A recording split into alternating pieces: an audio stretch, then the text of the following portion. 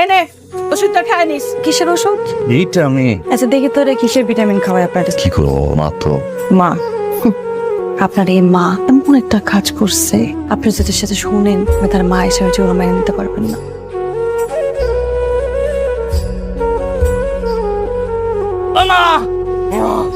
বাজান কিছু কবি কথা থেকে মা জিগাও। ভাইজান তুমি একটা ওষুধ খাও। হ্যাঁ কিসের ওষুধ? ভিটামিন যে কেউ খাইতে পারবো? সবাই খেতে পারবো। যে কোনো মানুষ খাইতে পারে না মা ভিটামিনের ওষুধ? বাজান না, কেন মা? আমি মিথ্যা কইছি বাজান। সত্যটা কি মা? তোর জন্য এতটুকু সম্পত্তি আরেকজনের পোলা, এটুকু সম্পত্তি যদি ভাগ হয়ে যায় তুই পাবি কি? এত বছর পরে গিয়ে আসল মা চিনলাম মা। ভাইজানের যে মা উপরে আছেন, যে কষ্ট পাইতেছে সেই আসল মা। তুমি না, তুমি মা না, মা না।